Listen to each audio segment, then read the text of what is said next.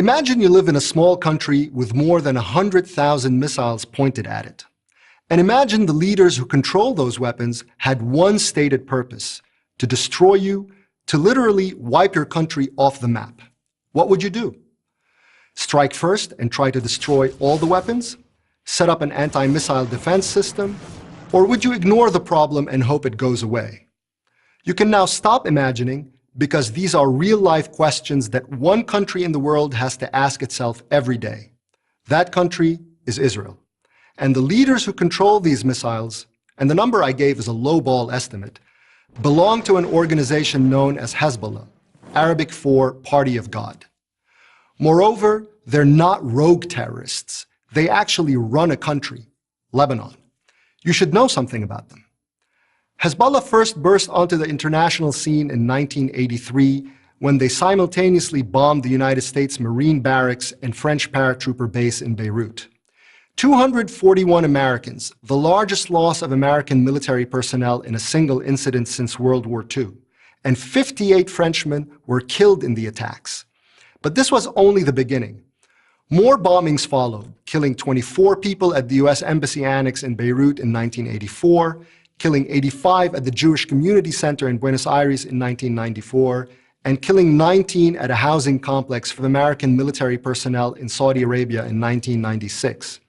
In 1985, Hezbollah terrorists hijacked TWA Flight 847, during which they beat passengers, separated those with Jewish-sounding names, and murdered US Navy diver Robert Statham. Hezbollah also supplied roadside bombs and helped organize groups who committed terror attacks against American forces during the Iraq War.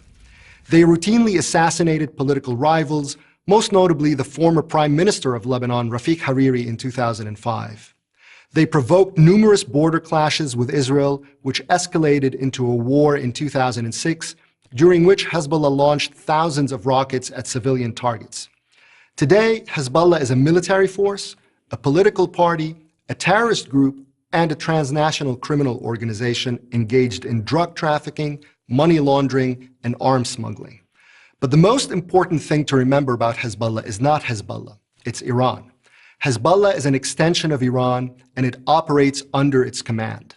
Don't take my word for it. Take it from the man who has been running Hezbollah for the last 25 years and is now the most powerful man in Lebanon, Hassan Nasrallah. Here's what he said in 2016. We are open about the fact that Hezbollah's budget, its income, its expenses, everything it eats and drinks, its weapons and rockets, come from the Islamic Republic of Iran. That's pretty much always been the case. Indeed, Hezbollah is the demon child of the Iranian Revolution. Its founders were Iranian revolutionaries who operated out of Lebanon in the 1970s. After overthrowing the Shah of Iran in 1979, they set up Hezbollah in Lebanon. This is why, in the early days, Hezbollah referred to itself as the Islamic Revolution in Lebanon. That definition still fits. In the 1990s, Hezbollah added politics to its resume. This led many scholars to claim that the group had abandoned its terrorist past and its subservience to Iran. If only. In truth, throughout the decade, Hezbollah extended its murderous influence into Africa and Latin America and even into North America. Cocaine trafficking, they got very cozy with Colombian and Mexican drug cartels, phony charity operations, and a wide variety of other criminal activities brought in more cash with which to finance their political and terror operations. Today, Hezbollah dominates Lebanon. It directs the nation's major domestic and foreign policy decisions, including war. It has gained control of the Lebanese parliament, as well as its military and security agencies.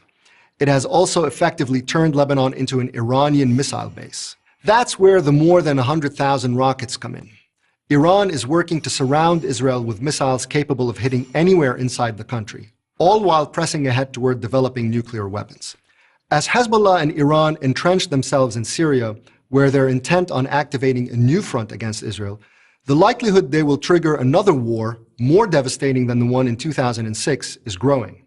In addition, Iran has used Hezbollah to further its ambitions to become the dominant power in the region. Hezbollah operatives are deeply involved in the conflicts in Iraq and Yemen. Since 9/11, the world has come to associate terrorist threats mainly with non-state actors like Al-Qaeda and ISIS. But unlike all these others, Hezbollah is a state enterprise. As such, the threat Hezbollah poses to the West, to Arab countries, and to Israel's existence is different and far more dangerous. How do we stop Hezbollah? The key: stop Iran. I'm Tony Bedran, Research Fellow at the Foundation for Defense of Democracies for Prager University.